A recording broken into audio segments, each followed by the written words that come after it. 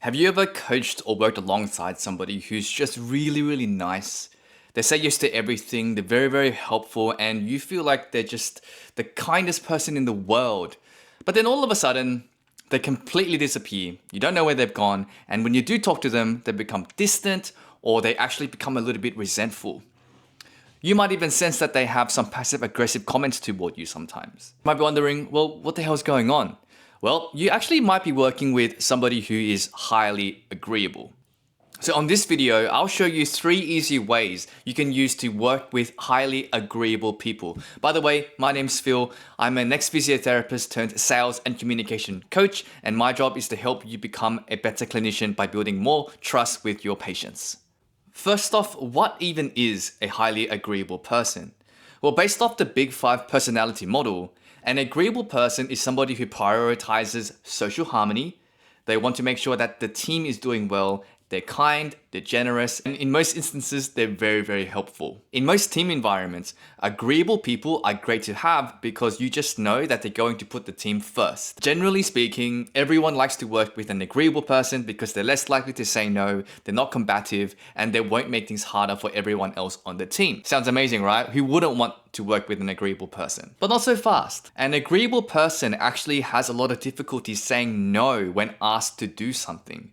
This is why they struggle to negotiate for themselves, like when they want a higher pay. They also tend to avoid conflict in favor of social harmony, so they don't speak up for what their needs are. Because of the inability to do so, over time, agreeable people actually become a little bit more resentful, and because they can't express it properly, they'll either make passive-aggressive comments, they'll become less enthusiastic about their work, before they eventually either blow up or completely disappear altogether. Now, it's important to remember that agreeableness is not good or bad. It's simply a way to describe a personality trait that's been observed via the Big 5 model. As a clinician or a clinic owner, you're going to have to manage agreeable people all the time, because if you don't, then you're going to run into the same problem repeatedly. You'll have a very good employee who does a lot for you, or you'll have a great patient who says yes to everything, but out of nowhere, they'll just disappear. And just like neuroticism, there are a few factors that you'll have to be aware of in order to manage these people well. And by the way, if you want to watch that video, just click up on the box over here. The 3 strategies that I like to use when managing agreeable people are: number 1, a casual check-in or a feedback form. Number 2, what I like to call a double confirmation. And number 3, a self-audit or self-accusation. The first strategy is just to have a casual check-in. This is a great way to have a space where the employee can talk to you about anything they're concerned about. Now remember, a casual check-in is not really about what you want from them, but rather to find out what they want from you. Now, if you're in a patient setting, a casual check-in could simply be a quick phone call or a quick follow-up text where you ask them, hey, is there anything you need from me? Is there anything that you're not aware of or need more time understanding? Now, sometimes during these informal catch-ups, they will tell you what they're feeling. However, if they don't, then your next best strategy is to use a written feedback form. Now, the written feedback form is useful because it's private, so as they're writing it, you're not in front of them. And the second thing is, it gives them time to think about what they want to say, just in case they're afraid that they won't express themselves clearly. Now, what's crucial is if they do give you feedback in the feedback form, you cannot be defensive. In fact, you have to reward them by saying, thank you so much for telling me. I didn't realize that I was doing this. I didn't realize that you were struggling with this. Let me find a way to help you make it better. Because the moment you punish an agreeable person for speaking up for what they need, they most likely won't speak to you about that ever again. Because when they did, you punished them.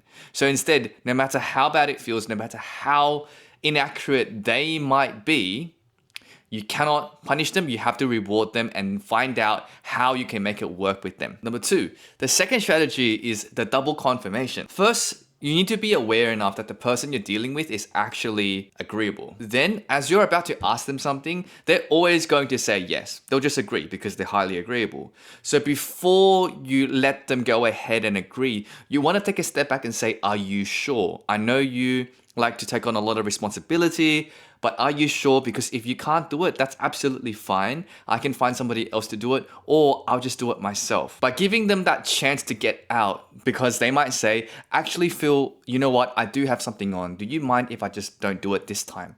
And again, you have to reward that behavior by saying, hey, thanks so much for letting me know. The worst thing is when people tell me they can do something, but then they don't end up doing it. So I really appreciate you telling me. Don't worry, I'll sort it out on my own. It's the same way with patients, okay? If you want to confirm with a patient whether a rehab program is working, you have to say to them, are you sure it's working? It's okay if it's not working because it happens all the time. If it doesn't work, that just means we have to find something different to make it improve.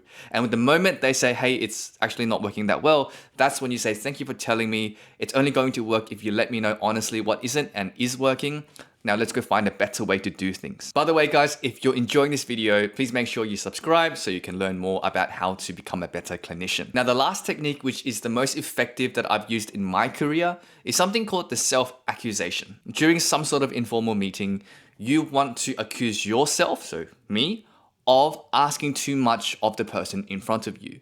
So instead of saying, hey, can you do something for me? Here's what you'll say. Hey, please let me know if I'm asking for too much. Sometimes it doesn't occur to me that people are different and I'm asking things of people that I think are fine, but other people don't see it the same way. So please let me know if I'm asking for too much. Do you have any feedback for me? By starting the conversation off like this, you're actually bringing out potential negative thoughts that they have of you and dealing with it beforehand, and then giving them the opportunity to provide you on feedback. This is a fantastic way to start a conversation if you're a team leader or you're the owner of your clinic. Now, if you have a patient that is agreeable, before you confirm the plan or before you move ahead with any sort of program, you might want to say, hey, before we go ahead, is this too much? I know sometimes I ask too much of my patients. I honestly just have a blind spot to these things. So is this okay? Are you sure everything fits to your lifestyle? And once they say yes, great, move ahead. When they say no, remember, ask them why and thank them for being honest, because their behavior is what you want to reinforce. It's not really about whether or not what they're saying is true or false. In summary, an agreeable person is somebody you want around for a long time because they're going to be great team players. Unfortunately, agreeable people and their tendency to have trouble saying no also mean that they grow resentful. They'll just disappear out of nowhere, or they'll blow up and make passive aggressive comments that you weren't expecting at all. So it's about being ahead and making them feel like they're comfortable enough to have the space to express their needs toward you. To recap, make sure you check in regularly with them. Make sure you always double check their confirmation and to allow them to be critical of you. And always make sure to reinforce the behavior that you want from them, which is when they speak up. Thanks for watching this video, guys. I'll see you on the next one.